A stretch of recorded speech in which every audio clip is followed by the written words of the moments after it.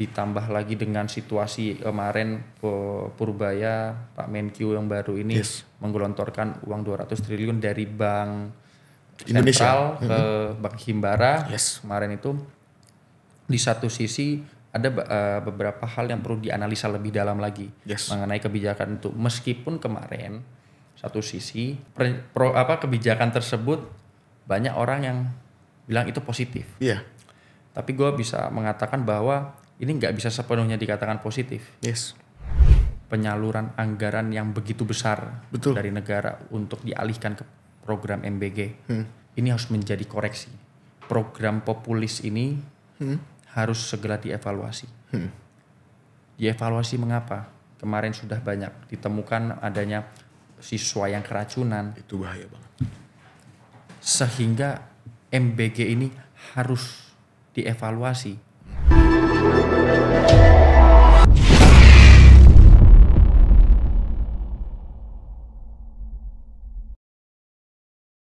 Halo Gersos Friend. Kembali lagi di podcast Gersospol, tentunya kita nggak sendiri.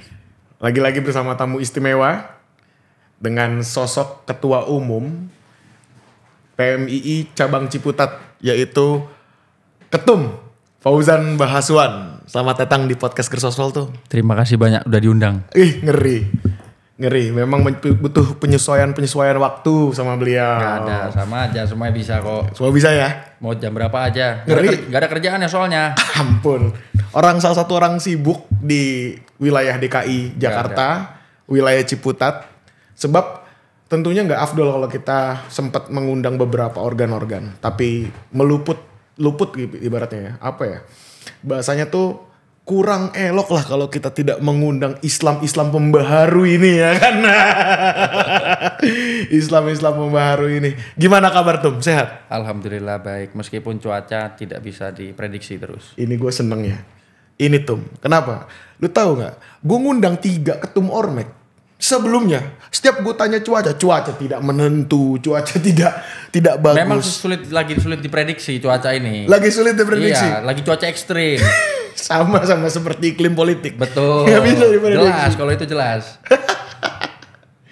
Ini kita bakal ngomongin banyak hal tentunya tentang sosok Fauzan Bahaswan. Tum. Kalau kita panggil Habib bukan ya? Bukan Habib. Gak usah Habib-Habiban lah. Tetap kita ini masyarakat Indonesia. Masyarakat Indonesia tentunya. Dan banyak banget yang bakal kita omongin soal PMII. Karena juga kita lihat salah satu bendera yang berkibar ketika tanggal 25 September kemarin. Besar sekali di Polda Metro Jaya. Yaitu adalah bendera PMII Ciputat. Kita nggak ibaratnya apa ya, dengan basis massa yang luar biasa. Tapi ini lu UIN kan tuh ya? UIN Ciputat lagi-lagi. UIN Jakarta. Tapi Ciputat. Jadi terserah tuh kayak gimana tuh. Nah itu penggambaran terserah ya. Terserah. Mau Jakarta mau Ciputat sama aja. Itu dia ya kan. Nah ini yang bakal kita banyak tanyakan kepada beliau terkait PMII Ciputat dan seputar politik Indonesia. Kalau kata Pres Fauzan tadi, main apa ini kita? Ngeri kali. Gak boleh bos. Gak boleh? Nanti dipikir kita ngopi-ngopi nanti. Ngopi. Kita masuk tuh ke pembahasan terkait Ciputat dulu deh. PMII Ciputat. Gue masih penasaran sebenarnya. Apa sih yang disebut dengan cabang istimewa tuh? Kenapa PMII Ciputat itu dilabeli sama PMII cabang istimewa? Seistimewa apa maksudnya? Sebenarnya kalau ditanya ya soal kenapa PMII cabang Ciputat itu dikategorisasikan sebagai cabang istimewa di PMII ya. Ini nggak bisa diluput dari kacamata sejarah bahwa sejak kelahiran pada tahun 17 April itu, seberjalannya waktu, sebenarnya sederhana. Kenapa kita dikatakan sebagai cabang istimewa itu? Karena satu hal, kita sebagai 10 cabang pertama yang lahir. Yang lahir pertama. Akhirnya di situ kita dikatakan sebagai cabang istimewa. Jadi kalau misalnya keistimewaan kita itu kenapa kita dapatkan? Karena itu alasannya. Tapi di satu sisi yang lain, ini menjadi tantangan besar sebenarnya buat gua secara pribadi yang sekarang sedang memimpin juga, bahwa keistimewaan itu sudah tidak harus mulai bertransformasi bahwa ya PMI Ciputat itu kalau misal katanya istimewa gitu, ya kalau secara lahiriah berarti kan sekedar hadiah gitu kan. Tapi artinya kita ditekan sebagai organisasi bahwa kita harus menunjukkan keistimewaan kita sebagai PMI Ciputat, baik secara pemikiran, baik secara intelektual, dan begitu pun juga persebaran maupun yang ya entah misalnya pendistribusian, kader dan lain-lainnya. Seperti itu jadi tanggung jawab moral sebenarnya. Iya. Pada akhirnya gitu ya. Karena kalau misalnya kita melihat dari kacamata sejarah, ya sudahlah.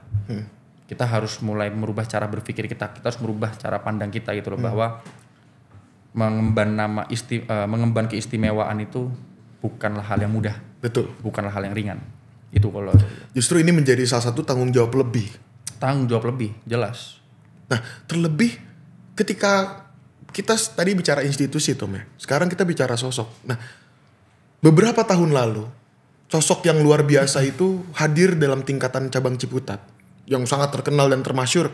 Kemudian hadir juga di tingkat pengurus besar, kalau nggak salah. Kalau nggak salah pasti bener nih. Soalnya beliau menyandang terakhir itu gelar Sekjen. Rafsanjani. Nah, ini kan juga sosok, almarhum merupakan sosok besar dan juga sosok yang sungguh luar biasa untuk cabang Ciputat. Ini cukup gak Tom untuk apa ya ibaratnya, selain dari institusi yang istimewa, ada sosok juga yang istimewa, ini kan semakin berat ke depannya. Itu jadi peluang atau tantangan sebenarnya? Bisa menjadi peluang, bisa menjadi tantangan. Yang jelas ya, gue coba menceritakan sedikit soal sosok almarhum Sekjen senior gue. Jadi gue dari ilmu politik UIN Jakarta, almarhum Sekjen pun juga dari ilmu politik UIN Jakarta. Almarhum Sekjen itu menjadi sosok dan teladan bagi khususnya mahasiswa FISIP UIN Jakarta yang berkiprah di PMII, baik dari tingkatan komisariat, cabang hingga PB. Beliau dikenal sebagai sosok yang rendah hati, tawadu, pintar banget, dan selalu menekankan bahwa budaya diskusi, budaya intelektual itu harus terus hidup. Dia jadi sosok yang gua rasa buat gua pribadi ini tantangan besar juga buat gua. Karena kalau di cabang Ciputat itu, gue ini kan dari komisariat atau FISIP. Ketua cabang pertama dari FISIP itu adalah almarhum Sekjen Rafsan.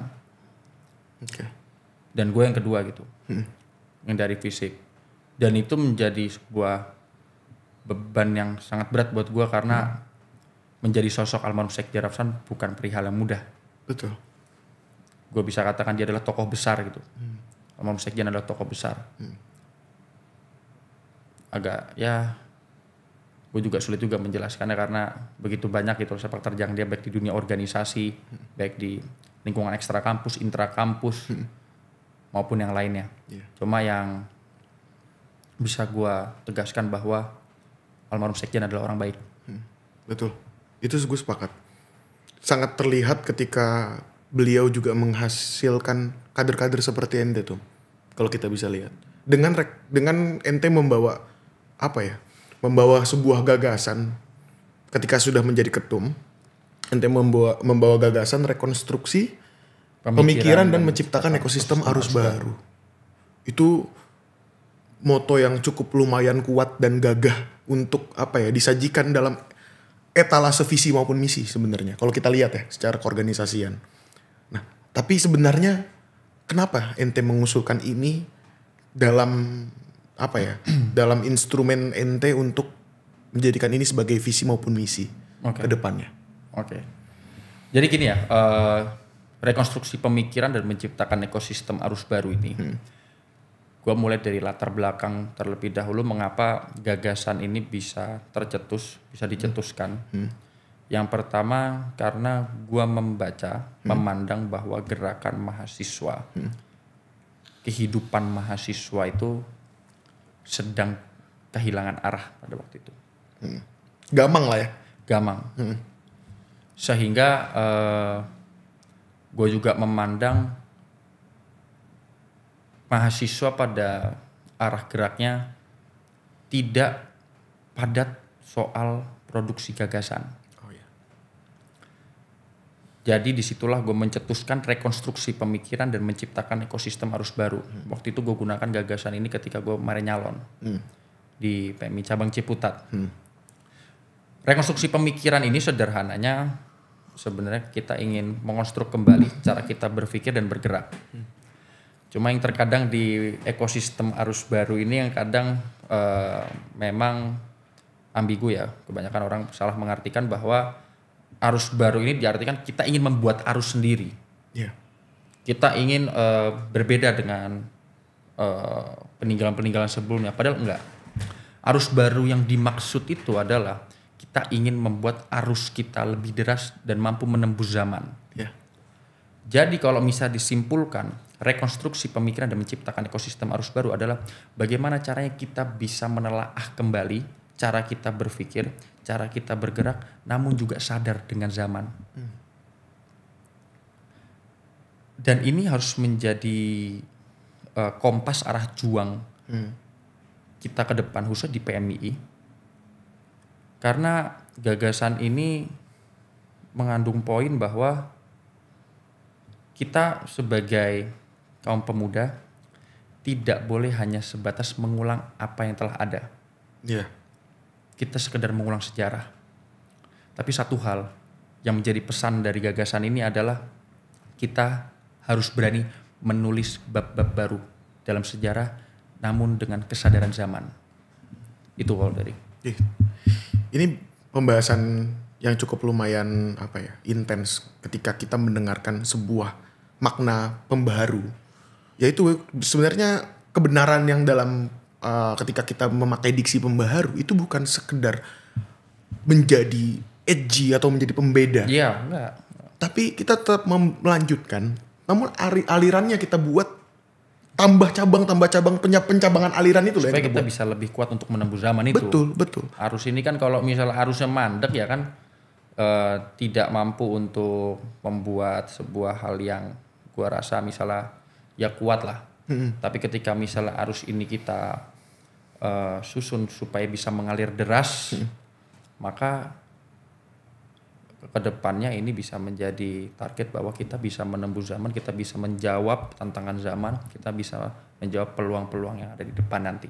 Iya. Nah ini kan kalau yang tadi lu sempat bilang, gue tuh agak masuk ke dalam ini tuh soal masalah rekonstruksi gerakan, ya kan? Ente mau mencoba untuk bahasanya membuat gerakan hari ini lebih kepada kitoh dan lebih kepada giroh, ya kan?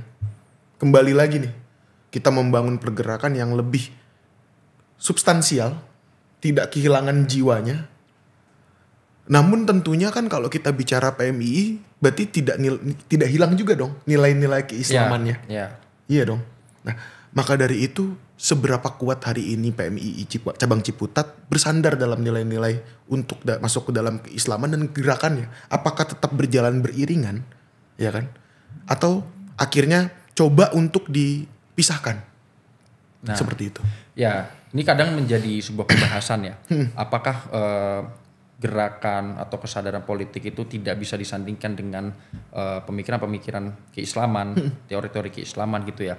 Jadi kalau misalnya kita coba telaah bahwa tantangan kita saat ini khususnya di mahasiswa Islam di Indonesia, ya itu mungkin gue bisa mengatakan terjebak dengan gerakan simbolik tanpa substansi. Sehingga ini menjadi tantangan buat seluruh gerakan mahasiswa Islam Indonesia bahwa jangan sampai aktivisme ini berkedok performa. Jangan sampai hal itu terjadi. Maka salah satu hal yang harus kita kembalikan adalah bagaimana kampus bisa menjadi ruang tafakur dan tadabbur. Artinya apa? Artinya kampus bisa menjadi tempat yang tidak hanya sekedar jadi tempat berpikir yang tidak hanya sekedar secara akademik, namun juga mampu untuk memahami realitas sosial. Sehingga ketika itu sudah diwujudkan, maka disitulah kita bisa mengkolaborasikan antara teori-teori keislaman dengan urusan gerakan sosial satu-satunya. Karena kenapa gue katakan ini teori keislaman, pemahaman soal keislaman, pemikiran Islam itu penting karena kita gua rasa semua orang sepakat bahwa Islam adalah agama rahmatan lil alamin. Islamlah yang justru menuntut kita untuk melawan ketidakadilan dan melawan kebodohan. Itu. Statementnya luar biasa ya. Gue dengerin MT tuh ngomong, gue bener-bener terkesima jujur. Janganlah Serius? Aku nih ditiup-tiup terus. Serius? Sor kali terkesima jujur. Karena ketika kita bicara masalah hari ini terjadi banyak juga, maupun gerakan Islam maupun gerakan di luar sana, hanya sebatas simbolik itu betul. Dan soal bicara masalah nilai keislaman hari ini juga, dan nilai pergerakan itu adalah variabel yang harusnya benar-benar saling melengkapi. Nah, justru kita masuk sekarang kepada bab-bab pergerakan yang sekarang mulai kalau bisa dibilang impoten. Impoten gerakan tuh dalam artian tidak ada masif terjadi kembali pergerakan-pergerakan yang memang akhirnya substansial merubah kebijakan. Tapi di sini gue sempat mengulik dan membaca lu membuat website itu di Ciputat. Dan itu gue sempat ada satu tulisan terkait masalah RUU perampasan aset. Nah itu cukup menarik dalam pembahasan RUU perampasan aset ini. Lu coba menekankan kepada perampasan aset itu dikembalikan kepada negara dan diperuntukkan dengan sebenar-benarnya ujungnya. Dan dihilirisasi bentuknya seperti itu. Dimodifikasi dan dihilirisasi.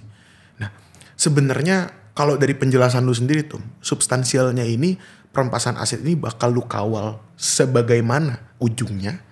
Dan ibaratnya metodenya juga seperti apa nih kan kawan-kawan biar tahu. Biar isu ini siapa tahu setelah ini bisa disebarluaskan dan menjadi isu pengawalan bersama. Ya. Kayak gitu. Gimana? Jadi kemarin itu kenapa gua tuliskan soal RUU perampasan asetnya. Sebenarnya fokus utamanya itu tidak mengkaji terlalu dalam soal perampasan asetnya itu sendiri. Meskipun itu termasuk isu yang sangat populis, yang sering digulirkan oleh gerakan mahasiswa, kelompok masyarakat bahwa perampasan aset ini harus segera disahkan. Cuma ini tidak terlepas dengan gerakan atau aksi massa pada September lalu, itu ya. Di situ kan ada banyak sekali gua membaca bahwa ada upaya-upaya yang dilakukan oleh negara pada waktu itu. Dengan kalau misalnya waktu itu gue pernah menyinggung salah satu tulisan dari anak UGM. Dia bilang bahwasanya kalau nggak salah itu kan pasca aksi, aktivis-aktivis itu kan pimpinan-pimpinan OKP, pimpinan-pimpinan BEM dipanggil ke DPR, habis itu ke istana gitu kan. Tulisan yang sangat menarik bagi gue dari anak UGM tersebut, kalau nggak salah pres BEM-nya juga itu, dia bilang begini, jangan sampai apa yang dilakukan oleh negara, oleh DPR khususnya, ini sebagai paracetamol aja. Jangan cuma sekedar meredakan nyeri sementara, atau kalau misalnya dalam konteks gerakan itu meredam massa. Maka pada waktu itu, karena ketika di gerakan September itu juga digulirkan, karena kan di dalam poin 17+8 itu kan salah satunya kan perampasan aset, ya kan. Maka di perampasan aset tersebut akhirnya direspon juga sama DPR dan dikatakan akan segera dibahas. Nah, fokus penulisan gue ada di sana mengatakan bahwa ya jangan jadikan RUU perampasan aset ini yang masyarakat minta, yang masyarakat inginkan untuk segera disahkan itu hanya dijadikan sebagai alat untuk meredam. Karena isu perampasan aset itu udah lama. Iya, betul. Bukan baru-baru ini. Bukan barang baru ini sebenarnya.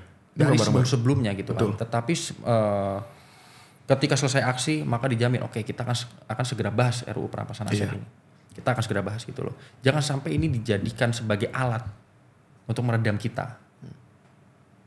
Ketika misalnya kita menuntut, ya seidealnya mungkin kan harus dijalankan. Dan ini pun udah 2 bulan ya. Iya. Udah 2 bulan. Nggak ada apa lagi, nggak ada sama sekali, nggak ada. Betul. Nggak ada sama sekali. Ya itu jadi yang poin utama yang gue sampaikan dalam tulisan tersebut adalah bahwa jangan sampai segala bentuk yang bisa janji-janji yang diberikan kepada masyarakat itu hanya sekedar difungsikan untuk meredam kita. Itu tuh balik lagi. Sama saja, sorry gue potong. Sama saja apa yang disampaikan oleh dari UGM. Ya. Paracetamol itu kan nama obat pereda nyeri lah. Iya. Obat pereda nyeri. Ya dia hanya mampu untuk menahan nyeri itu sementara. Jangan sampai dalam konteks negara ya, dalam konteks kita bernegara itu jangan sampai kita udah dikasih pereda nyeri, tapi jangan lupa berarti kalau misalnya itu tidak dituntaskan, maka sakit itu akan timbul lagi. Betul. Karena itu akan terus-terusan menjadi hal yang berulang kalau obatnya nggak paten. Gitu. Ujung-ujungnya kan generik lagi, Iya, generik lagi. aja. Generik lagi. Ini sumpah menarik karena pembahasan perampasan aset itu juga sebenarnya masuk ke dalam pembahasan rezim hari ini.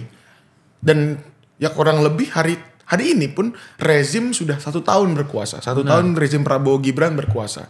Tentunya kita bisa melihat banyak sekali hal-hal yang perlu kita perlu kita kritik maupun kita apresiasi tentunya. Tapi kalau kita bicara iklim pergerakan ya tentunya apa yang kita harus perbaiki lagi dan lagi nih di rezim Prabowo Gibran hari ini. Nah, aku pengen nanya pendapat lo. Selain perampasan aset, untuk refleksi dari Prabowo Gibran ini sebenarnya selama 1 tahun ke belakang apa aja harusnya tuh? Kita nih sebenarnya sebagai mahasiswa bisa merefleksikan saja, memberi sumbangsi kritis, atau sebenarnya kita menjadi mitra strategis aja deh. Okay. Menurut lu kayak gimana penjabarannya? Nah ini gue pengen ngasih waktu lu panjang untuk ngebahas soal ini.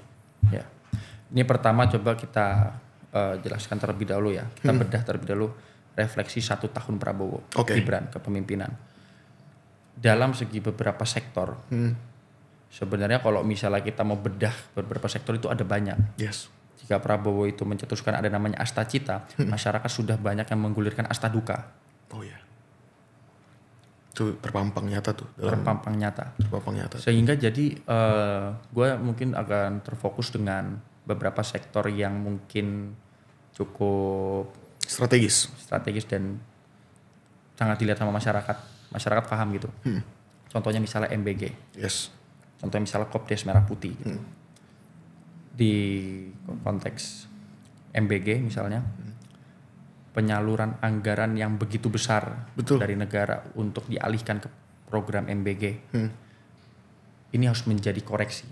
Program populis ini harus segera dievaluasi.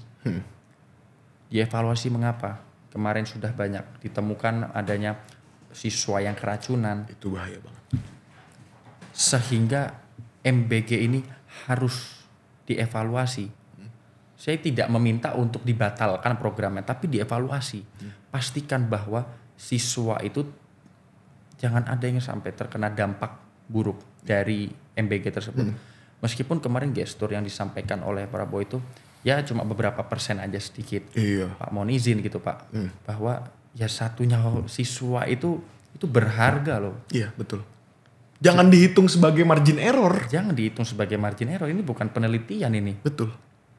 Tapi ini soal nyawa rakyat loh. Iya. Yang Bapak pimpin gitu. Betul. Jadi tolong evaluasi total soal MBG ini. Itu yang pertama.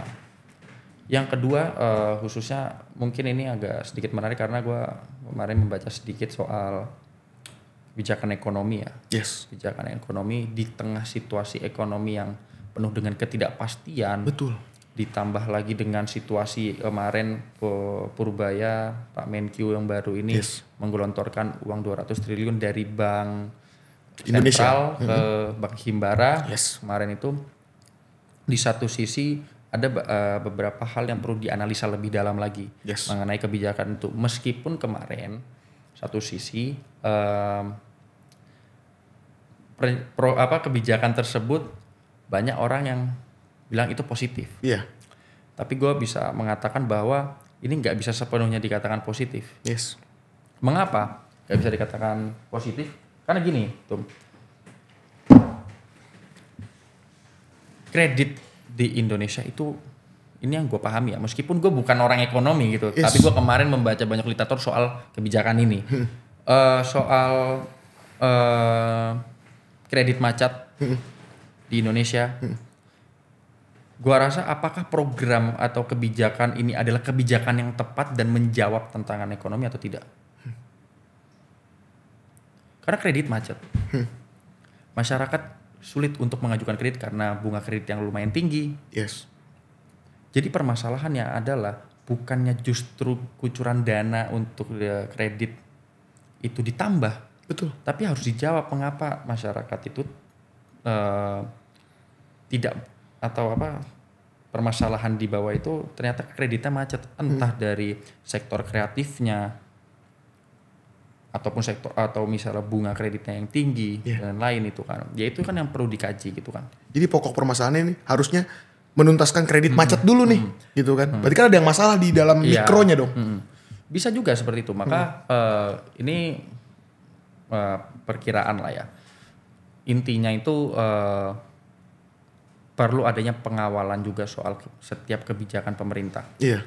Jangan sampai kita terjebak dengan algoritma. Lagi-lagi tuh. Lagi-lagi tuh. Media kan. Ini menurutku juga bahaya. Perbaya efek ini juga bahaya. Maksudnya orang terlalu semua orang bisa bilang kalau ini positif, tapi perlu ada kajian yang lebih dalam dan perlu ada tim-tim sektor-sektor NGO juga yang fokus dalam sektor ekonomi juga perlu aktif juga menanggapi isu kebijakan tersebut. Iya. Itu penting. Kemudian tadi soal posisi mahasiswa apakah harus menjadi oposisi atau justru berkolaborasi. Iya. Pesan gue sederhana Tum, kalau dari gue. Kita sebagai mahasiswa jangan sampai terjebak dengan dua kata oposisi total ataupun kontribusi pragmatis. Ini bahasa berat sekali nih Tum. Jangan terjebak dengan dua hal ini. Artinya apa? Kita sebagai mahasiswa, kita harus berani untuk mengkritik. Yes. Ketika kebijakan itu tidak pro rakyat, tidak pro dengan keadilan. Akan tetapi kita dari mahasiswa pun juga harus siap aktif berkolaborasi ketika ada ruang-ruang yang dapat kita gunakan peran kita untuk memperjuangkan nilai kemanusiaan, contohnya seperti itu. Sehingga ini untuk mahasiswa jangan fokus dalam urusan kita mendukung atau menolak. Oh iya. Tapi justru kita harus membaca. Kita harus membaca apakah setiap kebijakan yang dikeluarkan itu pro terhadap rakyat atau tidak. Jadi kita harus kesampingkan itu. Kita tidak terfokus dengan dua poros oposisi maupun kontribusi pragmatis yang gue sebutkan tadi. Kenapa kita harus berpikir seperti itu? Supaya kita juga mampu untuk menjaga jarak kritis dengan pemerintah. Gitu. Jadi harus ada beberapa poin-poin kita menyepakati, bahkan berkolaborasi, dan juga beberapa poin-poin kita menjadi orang yang paling terdepan untuk kritis terhadap pemerintahan lain. Jelas. Ya kita mitra kritis. Sebagai OKP, organisasi kepemudaan, kita ini adalah mitra kritis. Jadi kita harus siap bermitra juga. Artinya yang tadi gue sebut sebagai kita harus siap berkontribusi juga. Jika memang ada ruang yang bisa kita isi untuk memperjuangkan nilai kemanusiaan, akan tetapi kita juga harus siap untuk mengkritik dengan tajam ketika kebijakan-kebijakan dikeluarkan oleh pemerintah tidak pro dengan rakyat. Itu yang menjadi kesimpulannya. Itu menjadi satu gambaran besar dan jadi kesimpulan yang cukup menarik terkait pembahasan ini. Dan kalau gue boleh komentar ya, Tum, sebenarnya mahasiswa hari ini pun juga banyak terjebak dalam dikotomi tersebut. Apa yang tadi Tum sampaikan, oposisi total atau kontributif pragmatis, ya kan? Dan harusnya mahasiswa bisa menempatkan kapan harus bisa menjadi otot atau bisa menjadi kontribusi pragmatis ini sesuai dengan ruang-ruangnya. Kayak gitu. Ya ketika kita bicara soal masalah hak, ya jelas itu berarti kita harus memperjuangkan. Tapi kita membicarakan masalah ruang-ruang keterbukaan.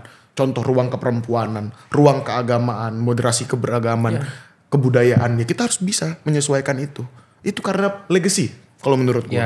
Itu adalah peninggalan apa yang harus bisa kita perjuangkan. Bahkan kalau dalam lini-lini kesetaraan gue cukup vokal Tum, untuk memperjuangkan itu sampai benar-benar kita itu bisa duduk satu meja tanpa memandang gue dengan latar belakang gue dengan gender gue dengan bukan anak siapa-siapa kok. Gitu. Itu yang selalu sebenarnya secara titik dalam kita dalam kemanusiaan dan juga sebagai peran mahasiswa itu yang bisa kita perjuangan bareng-bareng. Nah tapi hari ini tuh perjuangan juga biasanya tidak lagi terakomodir atau tereskalasikan itu di jalanan. Kita lihat tanggal September itu kan berarti kan dari tanggal 25 ya sampai tanggal Sabtu September ya. 25 Agustus ya. Sampai tanggal 28 kalau nggak salah ya itu. Tanggal 28 ya, 28 Agustus 27, ya. Lupa itu. Nah itu kan lagi puncak-puncaknya. Dan penggiringan opini di dunia sosial media itu juga cukup intens. Ya kan. Dan bahkan sekarang juga banyak yang bilang bahwasannya 17+8 taruhlah sebagai tuntutan yang ternyata dirangkai dan dirumuskan di sosial media. Ini bagaimana PMI Ciputat terkhususnya Tum Fauzan memandangnya. Karena ini juga bisa jadi pisau bermata dua loh. Ya, bisa. Media sosial ini bisa jadi alat pergerakan, bahkan juga bisa menjadi alat untuk penggembosan pergerakan kalau menurut gua. Tanggapan lu gimana? Kalau gua gini ya, karena kita sekarang ada hidup di era digital yang begitu masif ya. Sehingga apa yang viral dianggap benar. Apa yang viral dianggap benar gitu. Yeah. Sehingga di sini menjadi tantangan, artinya ada arus informasi yang begitu deras. Yes. Arus informasi yang begitu deras yang sampai tersampaikan ke semua pengguna media sosial, sehingga ini menjadi tantangan yang paling berat sebenarnya sekarang. Bagaimana caranya kita dari setiap organisasi, bahkan jangan cuma PMI, setiap OKP harus mengambil peran bagaimana caranya kita bisa menghadapi, mengantisipasi dan punya ketahanan digital. Gua akan sebutnya sebagai ketahanan digital. Ketahanan digital itu seperti apa? Ketahanan untuk menghadapi arus deras informasi, karena begitu deras disinformasi dan lain-lainnya, sehingga perlu adanya ketahanan kita dalam membaca konteks semua informasi yang ada di dalam dunia digital tersebut. Jangan sampai cara kita berpikir dipengaruhi sama algoritma. Nah itu bahaya banget. Itu yang bahaya. Itu bahaya karena apa? Karena hari ini kita itu sebenarnya ini kan kalau kita ulang lagi sejarah, radio pun juga melakukan hal yang seperti ini. Iya, karena kan dia memperdengarkan dan memperlihatkan hal yang tidak bisa kita pilih. Iya. Sifatnya itu kan sesuai dengan frekuensi aja. Mau nggak mau hari ini kita disajikan oleh TikTok, Instagram, Reels Instagram ya, Short YouTube dan TikTok sebagai punggawa. Kita cuma bisa nge-scroll dari bawah ke atas. Iya. Kita tidak bisa memilih apa yang kita mau dan kita suka. Kemudian juga sekarang ada yang namanya AI. Dan banyak banget sekarang. Ini buat teman-teman yang belum tahu terkait Clipper Sora AI. Sora AI ini adalah Ya, itu yang bahaya. orang yang membuat prompt. Jadi orang membuat prompt sedemikian rupa dan itu dijadikan video. Dan videonya sangat amat realistis. Ini sangat amat bisa menyebabkan disinformasi yang luar biasa. Walaupun udah ada trademark itu Sora ya. Tapi itu kan bisa dihapus karena trademarknya di ujung posisi PKS. Pojok kanan atas. Itu. Dan juga kadang PKB. Pojok kanan bawah. Masuk kita ke situ ya. Kalau PAN apa? Kalau PAN. Pojok atas rada ngasal sih. Bercanda ya Pak Zulhas. Mohon izin Pak. Saya pan. Jadi itu yang membuat gua itu kadang ini kalau anak-anak pergerakan menggunakan ini sebagai alat propaganda, ini masih gue sepakati. Iya. Tapi kalau ini nanti digunakan oleh orang-orang yang tidak bertanggung jawab, let's say bukan rezim ya yang gue bilang ya, orang-orang yang tidak bertanggung jawab untuk memprovokasi aksi massa, tentunya ini agak repot kita ke depannya untuk mengolah kepercayaan publik. Ya itulah yang disebut dengan ketahanan digital yang harus kita menjadi fokus utama nanti buat, bahkan kalau bisa ini harus bisa dirumuskan di setiap materi kaderisasi, di setiap OKP bahwa ketahanan digital untuk kita mengantisipasi soal propaganda atau wacana media sosial.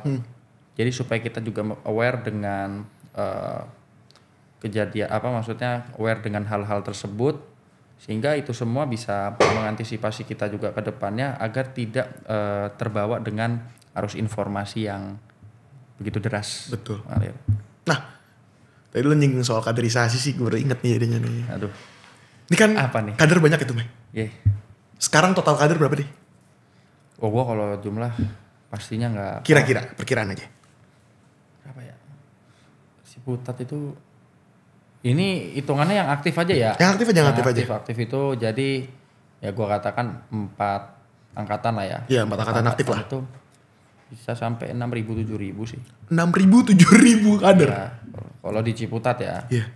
Gua tuh selalu mengkategorikan kaderisasi Ciputat itu sebagai kaderisasi yang bisa dibilang catch all.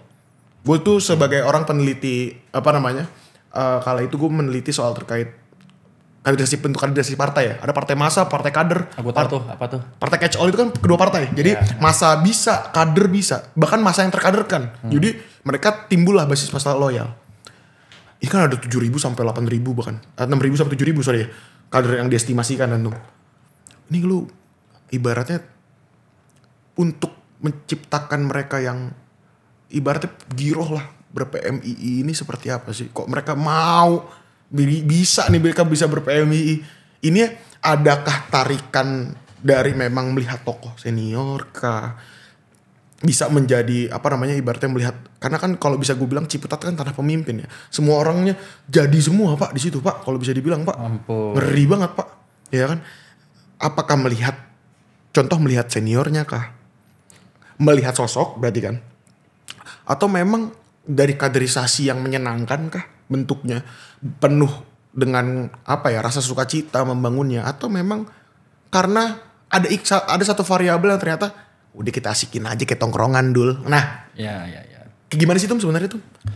Ya sebenarnya kalau misalnya kaderisasi itu, ini kita masuk bicara soal rekrutmennya dulu ya. Boleh. Rekrutmen itu kan, ya itu biasanya untuk mahasiswa baru loh rekrutmen. Yaitu biasanya kan sudah coba melalui proses pendekatan ya, karena kan kita bicara rekrutmen itu kan bicara pendekatan juga kan, pendekatan. Kalau misalnya soal kaderisasi, kita ini kan ada 12 komisariat di cabang Ciputat. Yes. Dia di setiap komisariat itu mewakili ini fakultas, ada juga yang kampus. Yes. Nah, di setiap komisariat itu memang cara kita untuk menekankan itu bahwa dengan jumlah kader yang besar ini perlu adanya wadah-wadah yang disiapkan. Wadah di luar PMII katakanlah.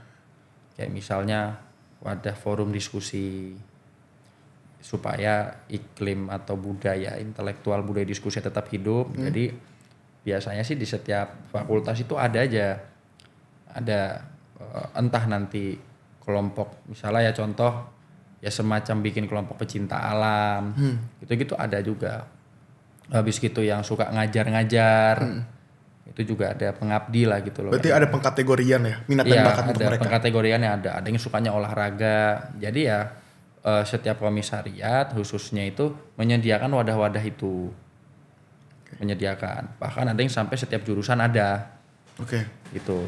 Karena nggak mungkin kan daya tampung dengan jumlah kader yang besar itu kan daya tampungnya komisariat, cabang, rayon itu kan juga nggak besar. Maka artinya kan ada tanggung jawab secara moral bahwa dengan persebaran kader yang begitu besar jumlahnya, ya kalian harus bertanggung jawab untuk menyediakan wadah juga bagi orang-orang tersebut. Itu aja sih sebenarnya. Pendistribusian kader yang tepat di mana pos-posnya ini kan juga perlu dipikirkan. Iya, betul. Ya meskipun itu masih belum bisa dikatakan belum optimal, cuma ya pasti kita selalu ikhtiar untuk supaya bisa optimal. Iya. Karena gue kalau dibilang belum optimal, menurut gue sangat optimal tuh. Karena mereka bisa menjadi pemimpin. Yang gue kenal anak-anak Ciputat yang gue kenal ya, banyak banget mereka bisa menjadi pemimpin, baik itu pemimpin di himpunannya, pemimpin di lembaga yang sedang mereka buat, ya kan. Kemudian bisa pemimpin di eksekutifnya, di legislatif mahasiswanya, kemudian bahkan badan di NGO di luar. Ya itulah Ciputat pendistribusiannya kalau menurut gua mereka punya forum-forum aksi, gerakan aksi juga yang cukup lumayan dominan. Ini pendistribusian yang cukup menarik, tapi itu lagi-lagi belum bisa dikatakan bukan optimal atau tapi maksimal. Harus bisa dimaksimalkan terus-menerus itu kan. Iya, itu harus. 7.000 kader, Pak. Ya harus evaluasi setiap tahun, setiap kali harus inilah prinsipnya harus evaluatif lah kalau urusan kaderisasi itu. Iya. Dan lu ngebawa itu? Ya harus, wajib itu. Oke. Terakhir nih Tum, ini kita sudah sampai di penghujung pembicaraan, dan tentunya kita hadir di zaman yang bergerak hari ini, di zaman bergerak, dan tentunya kita selalu mengikhtiarkan pergerakan itu supaya bisa terjadi. Dan tentunya pergerakan ini tidak dapat dikonotasikan sebagai pergerakan aksi aja, tapi pergerakan melalui banyak hal, multisektor. Ya kan? Di zaman bergerak ini, generasi hari emas, calon-calon generasi emas hari ini ingin mengikhtiarkan beberapa hal. Jangan sampai generasi cemas. Jangan sampai itu dari generasi cemas itu jangan sampai. Semoga emas beneran. Semoga emas beneran. 24 karat. 24 karat. Nah, ini kan kita sedang mengikhtiarkan sebuah kebenaran yang kita jalani hari ini tuh. Ada nggak tuh pesan-pesan untuk generasi bangsa hari ini, ya, generasi bangsa hari ini yang besok supaya bisa tertanam dalam diri mereka ketidaktahuan, ketakutan untuk terus membersamai bangsa ini supaya tetap menjadi emas bukan cemas. Apa tuh pesannya? Apa ya? Ya mungkin tadi lu menyinggung soal post-truth ya lu. Iya betul, post-truth ya. Pasca kebenaran. Ya memang di era post-truth ini artinya kan kebenaran itu relatif kan. Bisa juga relatif. Yes. Namun di satu sisi juga di tengah derasnya arus globalisasi melalui media sosial, sehingga itu yang menjadi salah satu lokus utama yang harus diantisipasi. Makanya tadi gue sangat menyoroti betul soal ketahanan digital itu. Mengapa? Pesannya sederhana kalau dari gue, Atum. Untuk teman-teman, untuk semua orang, bahkan untuk diri gue sendiri gitu loh. Jangan sampai algoritma media sosial itu mempengaruhi iman dan pikiran kita. Jangan sampai itu terjadi. Kita harus kembali kepada akal sehat kita. Kita harus kembali kepada apa yang kita percayai. Dan inilah sebagai salah satu fondasi kita bahwa kita memiliki ketahanan digital. Karena namanya era post-truth, di mana kebenaran itu bisa dikatakan relatif juga. Betul. Namun di satu sisi yang lain, di tengah situasi sosial media yang viral, maka itu yang dikatakan paling benar. Yes. Nah, disinilah dibutuhkan oleh akal sehat dan juga cara apa yang kita percayai gitu sebagai manusia, sebagai hamba. Itu pesannya. Ngeri. Luar biasa. Kembalikan lagi kepada zikir fikir, amal soleh. Itu dia. Terima kasih teman-teman Gersos Friend yang sudah menonton podcast kali ini, rekonstruksi gerakan Islam bersama Fauzan Bahaswan, Ketua Umum Pengurus Cabang PMII Ciputat. Terima kasih banyak. Terima kasih sudah hadir di proses sudah diundang. Sahabat saya dia menjabat sebagai Ketua Umum Himapol se-Indonesia Raya. Ampun. Terima kasih Gersos Friend. Sampai jumpa. Salam. Hidup mahasiswa. Hidup.